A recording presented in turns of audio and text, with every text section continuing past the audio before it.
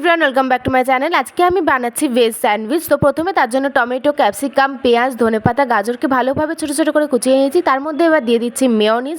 আমি 3 চামচ মতো মেয়োনিজ দিয়েছি। তারপরে 1 চামচ মতন টমেটো কেচাপ। তার মধ্যে এবারে দিচ্ছি গোলমরিচের গুঁড়ো। তার মধ্যে এবার দেবো স্বাদ মতো লবণ। তোমরা ঝাল খেতে ভালোবাসলে তাহলে তোমরা একটু কাঁচা লঙ্কা কুচিও দিয়ে দিতে পারো। তারপর সমস্ত মিশ্রণটাকে ভালো করে মাখিয়ে নিয়েছি। তারপর একটা প্লেটের মধ্যে একটু বাটারটাকে গলিয়ে নিয়ে তার মধ্যে দিয়েছি গোলমরিচের গুঁড়ো।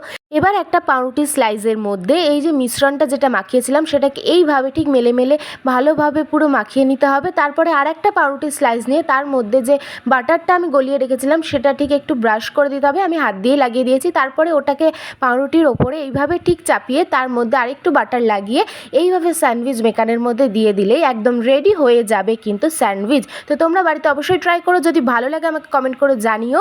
আর যদি তোমাদের এই ভিডিওটা ভালো লাগে তাহলে একটা লাইক করে দিয়ে কমেন্ট করে জানিও কেমন লাগলো। সাবস্ক্রাইব করতে ভুলো না প্লিজ।